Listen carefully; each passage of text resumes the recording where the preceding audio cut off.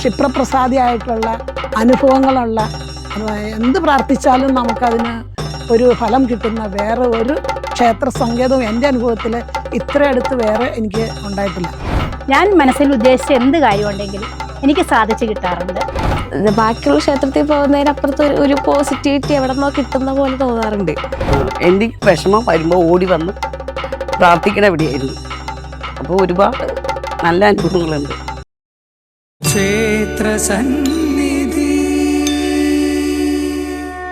Ration card media ക്ഷേത്രസന്നിധിയുടെ എല്ലാ പ്രിയ പ്രേക്ഷകർക്കും നമസ്കാരം. എറണാകുളം ജില്ലയിൽ കോട്ടപ്പടിക്കടുത്ത് മുന്തൂർ കോട്ടമുകൾ എന്ന ദേശത്ത് സ്ഥിതി ചെയ്യുന്ന ശ്രീനന്ദനാർ മഹാദേവ ക്ഷേത്രത്തിൻ്റെ വിശേഷങ്ങളാണ് ഇന്ന് നിങ്ങളുമായി പങ്കുവയ്ക്കുന്നത്. ക്ഷേത്ര ദർശനത്തിന് ശേഷം ഈ ക്ഷേത്രത്തെക്കുറിച്ചുള്ള കൂടുതൽ വിശേഷങ്ങൾ നിങ്ങളുമായി പങ്കുവയ്ക്കാം.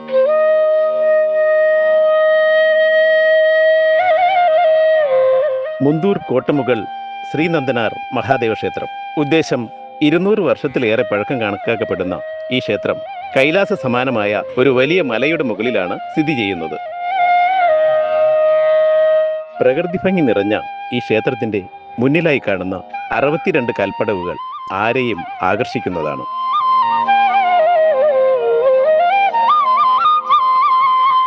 ഈ കൽപ്പടവുകൾ കയറി ഈ മനോഹര ക്ഷേത്രത്തിലേക്ക് കടന്നു ചെല്ലുമ്പോൾ ക്ഷേത്ര ചുറ്റമ്പലത്തിനകത്ത് അതിമനോഹരമായ ചതുര ശ്രീകോവിലിനകത്ത് പടിഞ്ഞാറ് ദർശനമായി വണരുന്ന ശ്രീമഹാദേവനെ നമുക്കിവിടെ കാണാവുന്നതാണ്. ശിവലിംഗ രൂപത്തിലാണ് ഈ മഹാദേവനെ ഇവിടെ പ്രതിഷ്ഠിച്ചിരിക്കുന്നത്. ഈ മഹാദേവനാണ് ഈ ക്ഷേത്രത്തിലെ പ്രധാന പ്രതിഷ്ഠ. ശ്രീ മഹാവിഷ്ണുവിൻ്റെ ചൈതന്യം ലയിച്ചു ചേർന്നിട്ടുള്ള മഹാദേവനായിട്ടാണ് ഇവിടുത്തെ പ്രതിഷ്ഠാ സങ്കല്പം. ക്ഷേത്ര ചുറ്റമ്പലത്തിനകത്ത് മറ്റ് ഉപപ്രതിഷ്ഠകളൊന്നുമില്ല എന്നുള്ളതും ഈ ക്ഷേത്രത്തിൻ്റെ മറ്റൊരു പ്രത്യേകതയാണ്.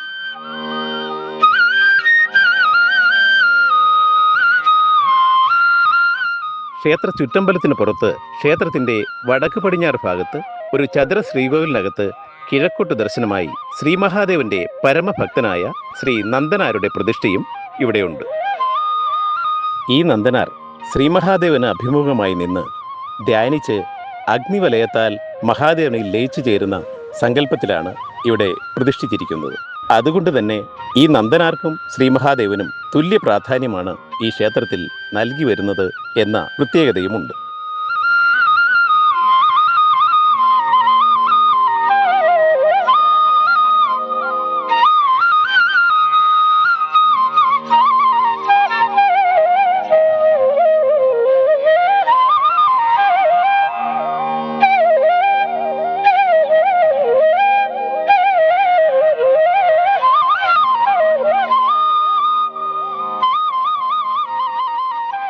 കേരളത്തിലെ അത്യപൂർവ പ്രതിഷ്ഠയുള്ള അപൂർവ ക്ഷേത്രങ്ങളിലൊന്നാണ് ഈ കോട്ടമുകൾ ശ്രീനന്ദനാർ മഹാദേവ ക്ഷേത്രം എന്നുള്ള മറ്റൊരു പ്രത്യേകതയും ഈ ക്ഷേത്രത്തിനുണ്ട്.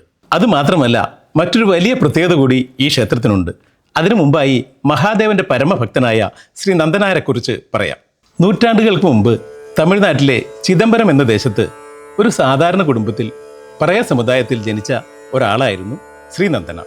അന്നത്തെ കാലത്ത് ജാതി വ്യവസ്ഥ കൊടുമ്പിരിക്കൊണ്ടിരുന്ന കാലമായിരുന്നു. തൊട്ടുകൂടായ്മ, തീണ്ടിക്കൂടായ്മ എന്നിവയെല്ലാം അന്ന് സമൂഹത്തിൽ നിലനിന്നിരുന്നു. പറയ സമുദായത്തിൽ പിറന്ന നന്ദനായരുടെ കുടുംബം ഉഴവുകാർ എന്ന പേരിലാണ് അറിയപ്പെട്ടിരുന്നത്. ജാതി വ്യവസ്ഥയുടെ ഏറ്റവും അടിത്തട്ടിൽ കിടന്നിരുന്ന അവർ സമൂഹത്തിൽ ഒരടിമയെ പോലെ ജീവിച്ചു. ആ കാലഘട്ടത്തിലാണ് നന്ദനായരുടെ ജനനം. കുട്ടിക്കാലം മുതൽക്കേ തൻ്റെ മാതാപിതാക്കൾ ജന്മിയുടെ വയലുകളിൽ പണിയെടുക്കുന്നത് കണ്ടു വളർന്ന നന്ദനാർ അവരോടൊപ്പം ജന്മിയുടെ വയലുകളിൽ രാവും പകലും പണിയെടുക്കുവാൻ തുടങ്ങി. അങ്ങനെ ഇരിക്കെയാണ് കുട്ടിയായ ശ്രീ നന്ദനാർ ശ്രീ മഹാദേവന്റെ ഭക്തനായി മാറിയത്. മഹാദേവൻ അദ്ദേഹത്തെ വളരെയേറെ സ്വാധീനിച്ചു. അദ്ദേഹത്തിന്റെ ചിന്തകളിലെല്ലാം ശ്രീ മഹാദേവനായിരുന്നു. ഒരിക്കലെങ്കിലും അടുത്തുള്ള ക്ഷേത്രത്തിനരികെ ചെല്ലണമെന്ന് നന്ദനാർ ആശിച്ചു. ആ കാലഘട്ടത്തിൽ ക്ഷേത്രപ്രവേശനം എന്നതും ഭഗവത് ദർശനം എന്നതും ഒരു സ്വപ്നമായിരുന്നു നന്ദനാരുടെ സമുദായത്തിന് എന്നിരിക്കെയാണ് നന്ദനാരുടെ ഈ ആഗ്രഹം. നന്ദനാർ ഈ സ്വപ്നം ഉള്ളിൽ ഒളിപ്പിച്ച് വർഷങ്ങളോളം ജന്മിയുടെ വയലിൽ പണിയെടുത്തു.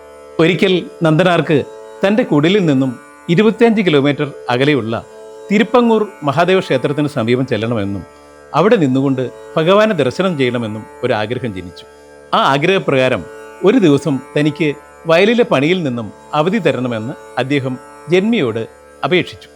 ജന്മി കാരണം അന്വേഷിച്ചപ്പോൾ തനിക്ക് തിരുപ്പങ്ങൂർ മഹാദേവ ക്ഷേത്രം ദൂരെ നിന്ന് ഒന്ന് കാണണമെന്നും അവിടെ ദൂരെ നിന്നുകൊണ്ട് തന്നെ മഹാദേവനെ ഒന്ന് പ്രാർത്ഥിക്കണമെന്നും നന്ദനാർ ജന്മിയോട് പറഞ്ഞു.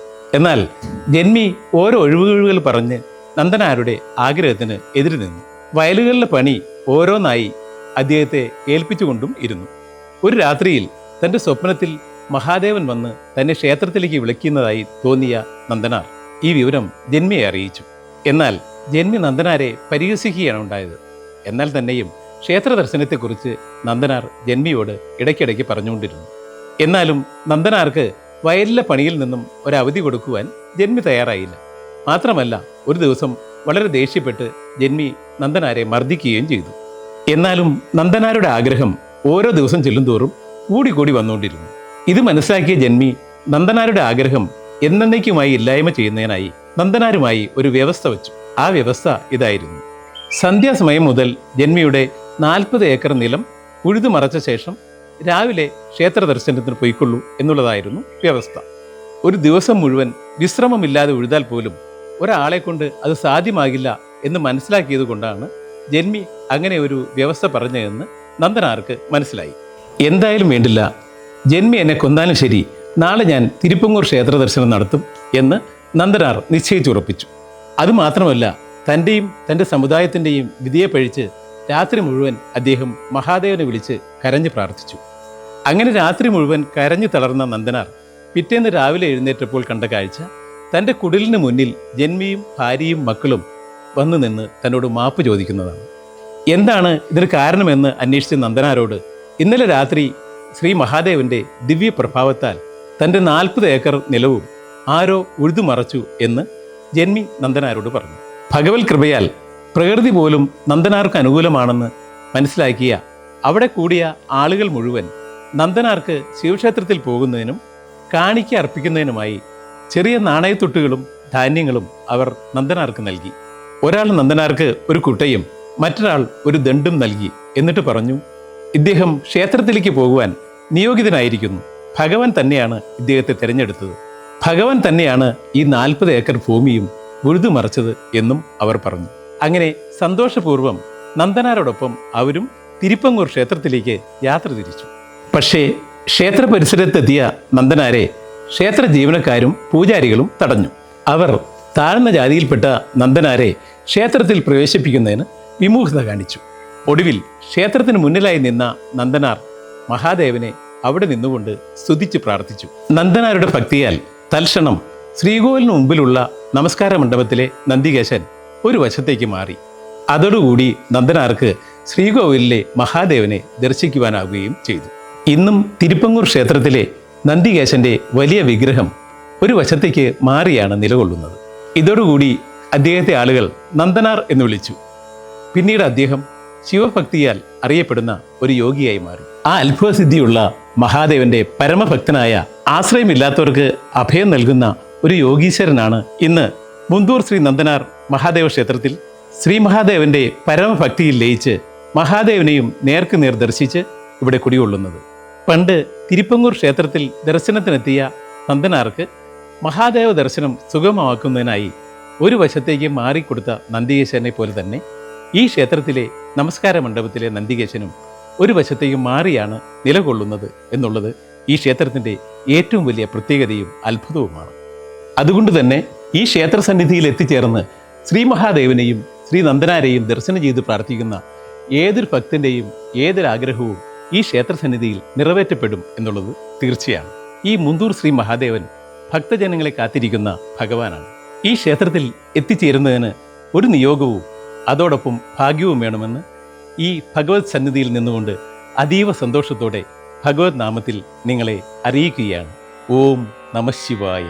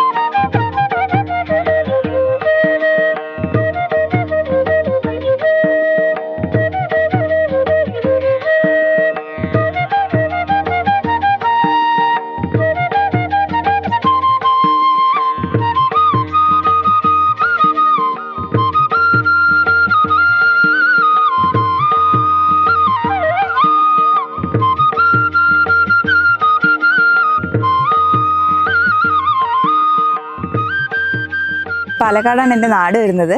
ഇവിടെ വിവാഹശേഷമാണ് ഞാൻ ഈ നാട്ടിലോട്ട് വരുന്നത്. വന്നതിന് ശേഷം ഞാൻ ഇതുവഴി പോകുമ്പോഴെല്ലാം ഈ കൽപ്പടകൾ കാണുമ്പോൾ എനിക്കൊരു കൗതുകം തോന്നാറുണ്ട് ഈ അമ്പലത്തെ പറ്റി. അപ്പോൾ എൻ്റെ സഹോദരരുടെ കൂടെ, എൻ്റെ ഭർത്താവിൻ്റെ സഹോദരരുടെ കൂടെയാണ് കൂടുതലും ഈ അമ്പലത്തിലോട്ട് വരാറ്. അപ്പോൾ മൂന്തൂർ ശ്രീനന്ദനാർ മഹാദേവ ക്ഷേത്രം ഇവിടെ ആദ്യം പറഞ്ഞ പോലെ തന്നെ ഈ പടവുകളാണ് ആദ്യത്തെ ഇവിടുത്തെ പ്രത്യേകതയും നമുക്ക് കൗതുകം തോന്നുന്നതും. പിന്നെ ഇവിടെ നന്ദനാറിൻ്റെ ഒരു പ്രതിഷ്ഠയുണ്ട്, ഞാൻ വേറെ എവിടെയും കണ്ടിട്ടില്ല. പിന്നെ ഇവിടെ വന്നതിന് ശേഷം ഇവിടുത്തെ ഉത്സവം ഞാൻ ആദ്യമായിട്ട് കൂടി. കഴിഞ്ഞ ഫെബ്രുവരി 28 ആയിരുന്നു ഇവിടുത്തെ ഉത്സവം ഉണ്ടായിരുന്നത്. ഉത്സവം നല്ല ഗംഭീരമായിരുന്നു. അന്നദാനം, പിന്നെ താഴെയാണെങ്കിൽ കൈകൊട്ടിക്കളി, അങ്ങനെ കലാപരിപാടികളൊക്കെ ആയിട്ട് നല്ല ഗംഭീരമായിട്ടുള്ള ഉത്സവമായിരുന്നു. പിന്നെ വീട്ടിൽ നിന്നാണെങ്കിലും എന്തെങ്കിലും വിഷമോ സങ്കടമോ അല്ലെങ്കിൽ എന്തെങ്കിലും നമുക്ക് ബുദ്ധിമുട്ടൊക്കെ തോന്നുമ്പോൾ കൂടുതലും അമ്മ ഇവിടെയാണ് വഴിപാടുകളും കാര്യങ്ങളൊക്കെ കഴിക്കാനായിട്ട് വരാറ്. അപ്പോൾ അവർക്കുള്ളൊരു വിശ്വാസം നമ്മളും അത് കാണുമ്പോൾ. പിന്നെ ശിവൻ്റെ അമ്പലത്തിൽ എനിക്ക് പണ്ടും ശിവക്ഷേത്രങ്ങൾ താല്പര്യമുള്ളതായിരുന്നു. പിന്നെ നന്ദിയുടെ രൂപമുണ്ട്, അപ്പോൾ നമുക്ക് ആ ഒരു വിശ്വാസത്തിലും കാര്യങ്ങളിലും വരുന്നുണ്ട്. പിന്നെ ഈ പറഞ്ഞ പോലെ പടവുകളാണ് ഫസ്റ്റ് നമ്മളെല്ലാവർക്കും അത് കാണുമ്പോൾ ഒരു ഇന്നത്തെ കാലത്തും കൂടെ ആകുമ്പോൾ നമുക്കത് ഫോട്ടോ എടുക്കാനും കാര്യങ്ങളും, അല്ലെങ്കിൽ ഇവിടെ നിന്ന് കാണുമ്പോൾ ഒരു ഹൈറ്റിൽ നിൽക്കുമ്പോൾ ഒന്ന് എടുത്ത് കാണും. റോഡിലൂടെ അങ്ങോട്ടും ഇങ്ങോട്ടൊക്കെ പോകുമ്പോൾ നമുക്കിവിടെ ഒരു അമ്പലം ഉണ്ടെന്നുള്ളത് എടുത്ത് നമുക്കത് കാണാൻ പറ്റും. ഈ വഴിയെ കടന്നു പോകുമ്പോൾ ഞാൻ എന്ന് ഭഗവാനെ ഓർക്കാൻ മറന്നുകൊണ്ട് അന്നൊക്കെ എനിക്ക് ഓരോ ദുരനുഭവങ്ങളും ഉണ്ടായിട്ടുണ്ടെന്നുള്ള പരമാർത്ഥമാണ്. അപ്പോൾ എന്തെങ്കിലും കാലക്കേട് അന്നേരം വന്നു വിടും. അതുകൊണ്ട് ഞാൻ എപ്പോൾ പോയാലും ഈ ഭഗവാനെ ഓർത്തിട്ടേ പോകുള്ളൂ. എനിക്കൊരു 30-38 വയസ്സ് മുതൽ കടുത്ത ശ്വാസമുട്ടായിട്ട് ഞാനിങ്ങനെ കൊണ്ടുനടക്കുന്നതാണ്. അലർജിയുടെയാണ്, തണുപ്പ് വരുമ്പോൾ ഉണ്ടാവും, അങ്ങനെ കൊണ്ടുനടക്കുന്നതാണ്. പക്ഷേ ഇവിടെ വന്നിട്ട് ഈ ക്ഷേത്രത്തിൽ വന്ന് എത്ര വിഷമിച്ച് വന്നാലും ഇവിടെ കയറുമ്പോഴുള്ളൊരു വിഷമമുള്ളൂ. ഇവിടെ കയറി കഴിഞ്ഞാൽ പിന്നെ വന്ന ആളായിട്ടല്ല ഒരിക്കലും മടങ്ങി പോകണം. നമുക്ക് നല്ല ആശ്വാസം കിട്ടാറുണ്ട്. പണ്ട് സംസാരിക്കാനേ പറ്റില്ലായിരുന്നു. ഇപ്പം എനിക്ക് എൻ്റെ 95% എനിക്ക് രോഗമുക്തിയായി എന്നുള്ളതാണ് ഈ ക്ഷേത്രത്തിൻ്റെ പ്രത്യേകത. അതുതന്നെയാണ് ഇത്രയും നമുക്ക് ക്ഷിപ്രപ്രസാദിയായിട്ടുള്ള അനുഭവങ്ങളുള്ള, എന്ത് പ്രാർത്ഥിച്ചാലും നമുക്കതിന് ഒരു ഫലം കിട്ടുന്ന വേറെ ഒരു ക്ഷേത്ര സങ്കേതവും എൻ്റെ അനുഭവത്തിൽ ഇത്ര അടുത്ത് വേറെ എനിക്ക് ഉണ്ടായിട്ടില്ല. സ്വസ്ഥതയും സമാധാനമാണ് നമുക്ക് ആദ്യം വേണ്ടത്. അത് ഈ അമ്പലത്തിൽ വഴിപാട് കഴിച്ച്, എല്ലാ മാസത്തിലും വഴിപാട് കഴിച്ച് ഇവിടെ വന്ന് തൊഴുത് എൻ്റെ കുടുംബത്തിൽ ചെയ്തിട്ട് വഴക്കോ തമ്മിത്തല്ലോ പുക്കേറോ ഒന്നുമില്ല, നമുക്ക് ഐശ്വര്യം ഉണ്ടാകും. മൊത്തത്തിൽ ഇവിടെ വരുമ്പോൾ ഭയങ്കര സമാധാനമാണ്. ക്ഷേത്രത്തിൽ നിന്ന് വ്യത്യസ്തമായിട്ടുള്ളതെന്ന് വെച്ച് കഴിഞ്ഞാൽ, ഒന്നാമത് ഒരു കുറേ സ്റ്റെപ്പുകൾ ഇങ്ങനെ കയറി വരുമ്പോൾ ഏറ്റവും മുകളിലാണ് ഇവിടെ ഇരിക്കണത്. അപ്പം മൊത്തത്തിൽ ഇവിടേക്ക് പ്രത്യേക ശല്യങ്ങളും കാര്യങ്ങളും ഒന്നും ഇല്ലാണ്ട് സമാധാനമായിട്ട് വന്ന് തൊഴുതിട്ട് പോകാൻ ഉള്ളൊരു അമ്പലം. വേറെ ഫ്രണ്ട്സ് വരുമ്പോഴാണെങ്കിലും ആദ്യം നമുക്ക് ഇവിടേക്ക് വരാമെന്നാണ് എപ്പോഴും പറയാറ്. കാരണം എന്താണെന്ന് വെച്ച് കഴിഞ്ഞാൽ ഇങ്ങനെ മുകളിലേക്ക് കയറി വരുന്നു, എല്ലാവർക്കും പുറത്തുനിന്ന് വന്നവർക്കൊക്കെ ഒരു കൗതുകമാണ്. ഈ വഴി പോകുമ്പോൾ എല്ലാവരും ചോദിക്കും ഇവിടെ എന്നാ പൂജ, അത്തരം കാര്യങ്ങളൊക്കെ. അപ്പോൾ പുറത്തുനിന്ന് ആര് വന്നാലും, ഇപ്പം എൻ്റെ കൂട്ടുകാർ വന്നാലും ഞാൻ ഇവിടേക്കാണ് ആദ്യം കൊണ്ടുവരാറ്. പിന്നെ രാവിലെ വലിയ ബഹളങ്ങളും കാര്യങ്ങളൊന്നും ഇല്ലാണ്ട് കുറച്ച് മുകളിലോട്ട് കയറിയതായതുകൊണ്ട് തന്നെ പ്രത്യേകിച്ച് റോട്ടിൽ നിന്നുള്ള ഒച്ചപ്പാട് ബഹളങ്ങളൊന്നും ഇല്ലാണ്ട് വളരെ സമാധാനമായിട്ട് പോകുന്ന ഒരു അമ്പലം. എപ്പോൾ വിളിച്ചാലും വിളി കേൾക്കുന്ന ഒരു ദൈവമാണ് നമ്മുടെ ഇവിടെ നിൽക്കുന്നത്.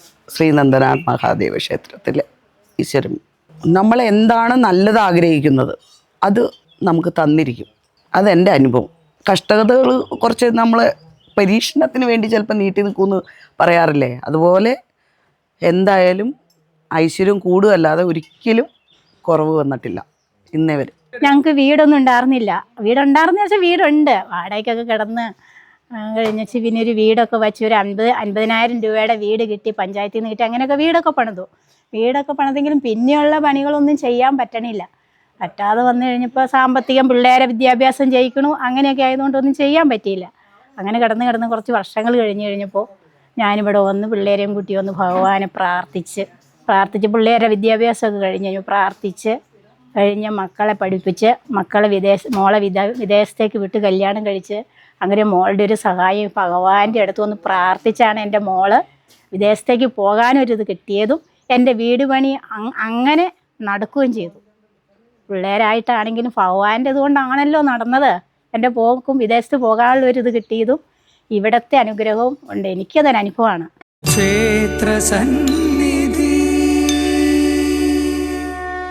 ഇനി മുന്തൂർ ശ്രീ നന്ദനാർ മഹാദേവ ക്ഷേത്രത്തിലെ വിശേഷ ദിവസങ്ങളെക്കുറിച്ച് പറയാം. എല്ലാ മലയാള മാസത്തിലെയും 1-ാം തീയതി ഇവിടെ അതിവിശേഷമായി ആചരിച്ചു വരുന്നു. അന്നേ ദിവസം ഈ ക്ഷേത്രത്തിൽ സർപ്പപൂജയും രക്ഷസിന് പത്മമിട്ട് നിവേദ്യവും നടത്തുന്നു. ഈ സർപ്പപൂജയിൽ പങ്കെടുക്കുന്നത് സന്താന ലബ്ധിക്കും സർപ്പസംബന്ധമായ ദോഷങ്ങളിൽ നിന്നും രോഗദുരിതങ്ങളിൽ നിന്നും മുക്തി നേടുന്നതിനും അത്യുത്തമമാണ്.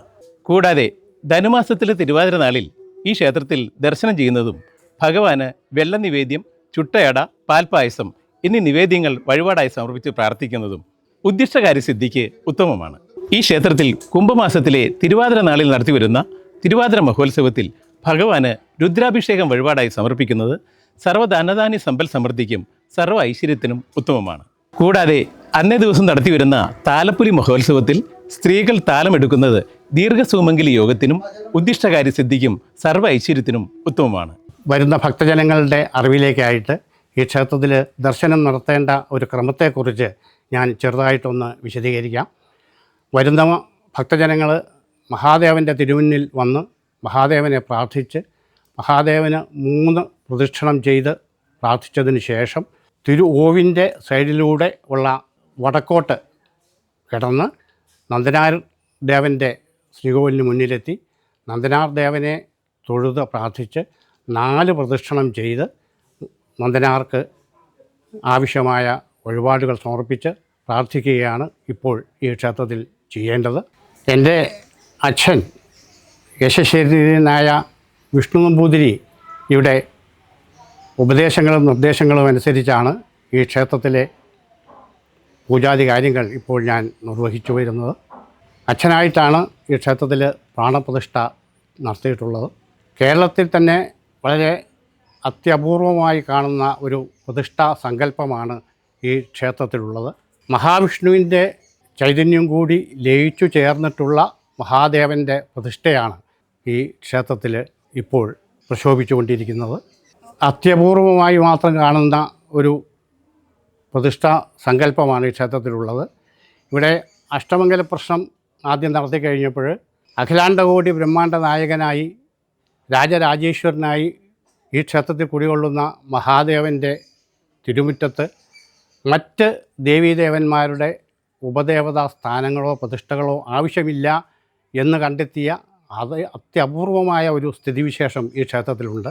30 കോടി ദേവകളും വാണരുളുന്ന 30 കോടി ദേവകളും ആശ്രയിക്കുന്ന 30 കോടി ദേവകളും സാഷ്ടാംഗം പ്രണമിക്കുന്ന സാക്ഷാൽ മഹാദേവൻ ഈ ക്ഷേത്രത്തിൽ കുടികൊള്ളുന്നു എന്നതുകൊണ്ട് മറ്റ് ദേവീദേവന്മാരുടെ ഉപദേവതാ പ്രതിഷ്ഠകൾ ഈ ക്ഷേത്ര സങ്കേതത്തിൽ ഇപ്പോൾ ഇല്ല.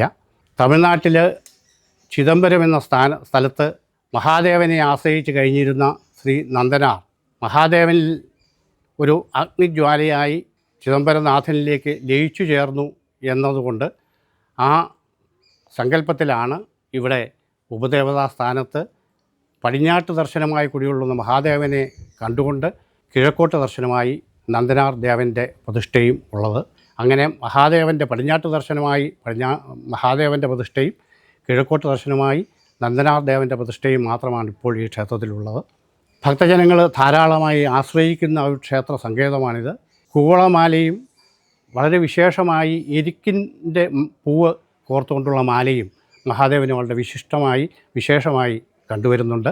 മറ്റ് ക്ഷേത്രങ്ങളിൽ നിന്ന് വിഭിന്നമായി അന്ന് ദേവപ്രശ്നത്തിൽ കണ്ടത് ക്ഷേത്ര പ്രതിഷ്ഠ കഴിഞ്ഞാൽ തന്ത്രി കുടുംബത്തിൽ നിന്ന് തന്നെ ആരെങ്കിലും കുറേ കാലം ഈ ക്ഷേത്രത്തിൽ പൂജ നൽകണം, പൂജ കഴിക്കണം, മഹാദേവനെ ആശ്രയിക്കണം എന്ന് കണ്ടതിൻ്റെ അടിസ്ഥാനത്തിൽ എൻ്റെ കുടുംബത്തിൽ നിന്ന് തന്നെ എൻ്റെ അനുജൻ ഞാനും ഒക്കെ മാറി വന്നാണ് ഈ ക്ഷേത്രത്തിൽ വർഷങ്ങളോളം പൂജ കഴിച്ചിട്ടുള്ളത്.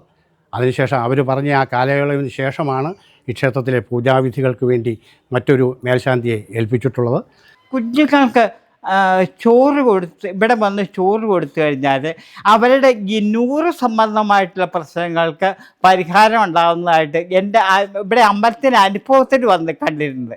അത് എന്തുമാത്രം അത് ഭഗവാനും അതിൻ്റെ ഇത്, പക്ഷേ അവർക്ക് അത് പ്രയോജനം ചെയ്തിട്ടുണ്ട്.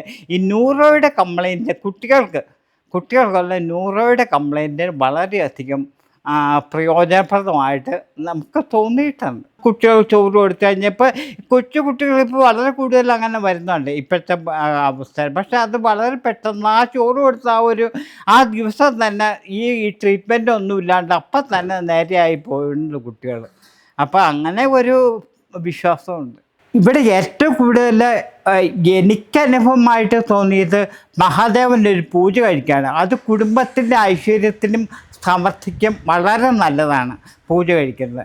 അതല്ലാതെ മഹാദേവന് പ്രധാനപ്പെട്ട കൂവളത്തിൻ്റെ മാല, ധാര, പിൻവിളക്ക് മുതലായവ കഴിക്കാം. അതല്ലാതെ പുഷ്പാഞ്ജലിയായിട്ട് അഘോരമന്ത്ര പുഷ്പാഞ്ജലി, ഭാഗ്യസൂക്ത പുഷ്പാഞ്ജലി അതും കഴിക്കാവുന്നതാണ്.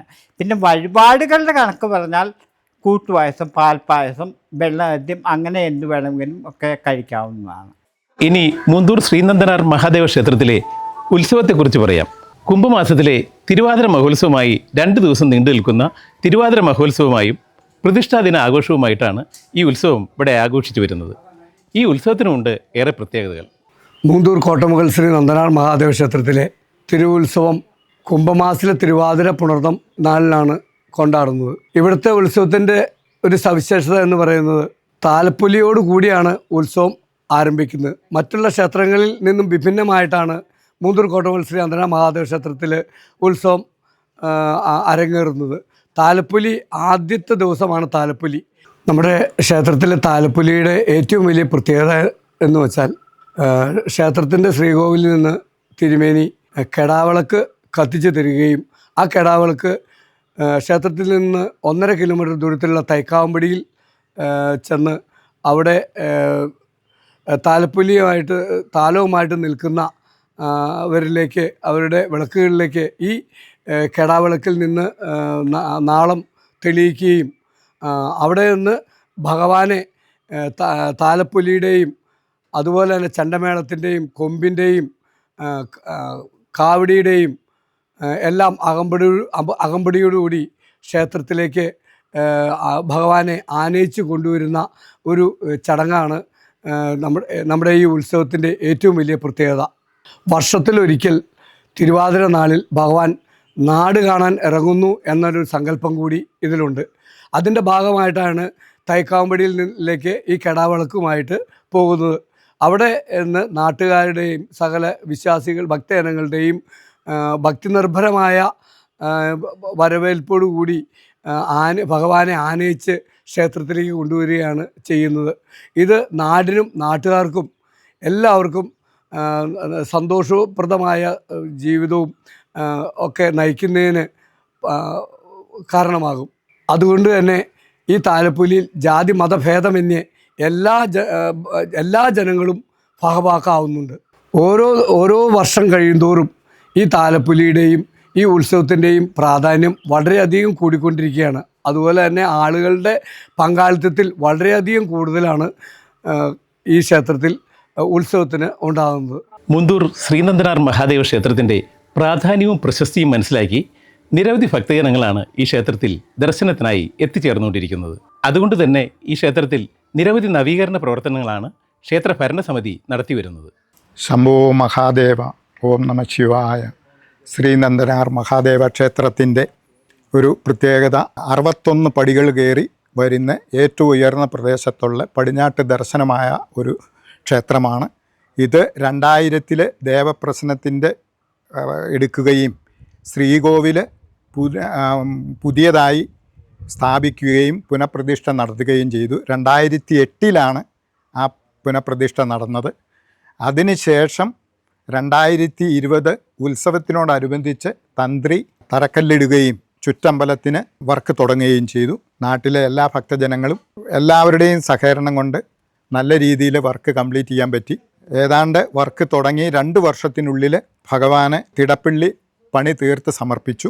അതിനുശേഷം 2ാം ഘട്ട നിർമ്മാണം ഒരു 6 മാസത്തിന് ശേഷം തുടങ്ങുകയും കഴിഞ്ഞ ഉത്സവത്തിന് 2025 ഉത്സവത്തിന് പരിവാര പ്രതിഷ്ഠയും താഴികക്കടം ഉൾപ്പെടെ ശിവേലി വിഗ്രഹം ഉൾപ്പെടെ എല്ലാം ഭഗവാന് സമർപ്പിച്ച് ചുറ്റമ്പലം ഭഗവാന് സമർപ്പിച്ചു. ഇനി നമുക്ക് വലിയൊരു വികസന പ്രവർത്തനങ്ങൾ മുന്നോട്ട് പോകാനുണ്ട്. നമുക്ക് പ്രദക്ഷിണ വഴി വലിയ ബലിക്കല്ല്, ബലിക്കൽപുര, നന്ദനാർ ദേവൻ്റെ ചുറ്റുമുള്ള ബലിക്കല്ലുകൾ ഇങ്ങനെ ഇത്രയും ഏറ്റവും പ്രധാനപ്പെട്ട മൂന്നാം ഘട്ട നിർമ്മാണത്തിൽ തീർക്കേണ്ടതാണ്. എങ്കിൽ മാത്രമേ ക്ഷേത്രത്തിൻ്റെ ഒരു പരിപൂർണതയിലേക്ക് എത്തുകയുള്ളൂ. അതിനോടൊപ്പം നമ്മൾക്ക് ഇപ്പോൾ ഒരു ഓഫീസ് മുറിയോ സ്റ്റോറോ ഇല്ല. ഓഫീസ് മുറി പണിത് മാറിയാൽ മാത്രമേ ഇപ്പോൾ നമുക്ക് നടക്കുന്ന ക്ഷേത്രത്തിലെ വികസന പ്രവർത്തനങ്ങൾക്ക് ഇനി എന്തെങ്കിലും ചെയ്യണമെങ്കിൽ ഈ ഓഫീസ് മുറി ആദ്യം പണിയണം. അപ്പോൾ അതിനുള്ള സഹായം ഭക്തജനങ്ങളുടെയും നാട്ടുകാരുടെയും എല്ലാവരുടെയും സഹായ സഹകരണങ്ങൾ വേണം. എന്നെ സംബന്ധിച്ച് ഞാൻ ഇതിന് മുന്നിട്ട് നിന്ന് ഈ വർക്കിൻ്റെ കൺവീനറായിട്ട് ഏറ്റെടുക്കുകയും ആ വർക്ക് ഭഗവാന് സമർപ്പിക്കുന്നത് വരെ എല്ലാ കാര്യത്തിലും എൻ്റെ കൂടെ ഉണ്ടായിരുന്നു. എൻ്റെ ജീവിതത്തിൽ മറക്കാൻ പറ്റാത്ത ഒരു അനുഭവമാണ് 3 വർഷം കൊണ്ട് എനിക്ക് ചെയ്തു തീർക്കാൻ പറ്റിയത്. ഇനിയുള്ള വികസന പ്രവർത്തനങ്ങൾക്ക് എല്ലാ ഭക്തജനങ്ങളുടെയും അകമഴിഞ്ഞ സഹായ സാമ്പത്തിക സഹകരണം പ്രതീക്ഷിക്കുന്നു. ഇനിയും നമുക്ക് നമ്മുടെ ക്ഷേത്രം വളരേണ്ടതുണ്ട്. ഭഗവാന്റെ അനുഗ്രഹം ഉണ്ടാകട്ടെ.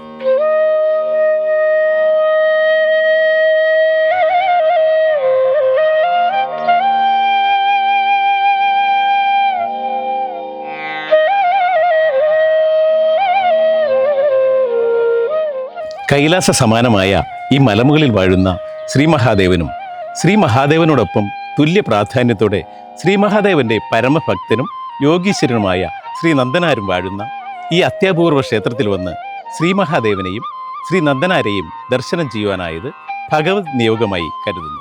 ശ്രീ മഹാദേവൻ്റെ വാഹനവും ശ്രീ മഹാദേവൻ്റെ പരമഭക്തനുമായ നന്ദികേശൻ ഇവിടെ ഭക്തജനങ്ങൾക്ക് ദർശന സൗകര്യം ഒരുക്കുന്നതിനായി വഴിമാറി നിൽക്കുന്ന അത്ഭുത കാഴ്ചയും കണ്ട് ശ്രീ മഹാദേവനെയും ശ്രീ മഹാദേവൻ്റെ ഭക്തരായ ശ്രീ നന്ദികേശനെയും ശ്രീ നന്ദനാരെയും മനസ്സ് നിറയെ തൊഴുത് അവരുടെ അനുഗ്രഹങ്ങളും വാങ്ങി ക്ഷേത്രസന്നിധി വീണ്ടും സർവ്വ ഐശ്വര്യത്തിലേക്ക് ജൈത്രയാത്ര തുടരുന്നു. റേഷൻ കാർഡ് മീഡിയ ക്ഷേത്രസന്നിധിയുടെ പുതുമയുള്ള ക്ഷേത്രവിശേഷങ്ങളുമായി അടുത്ത ആഴ്ച വീണ്ടും കാണാം. നന്ദി, നമസ്കാരം.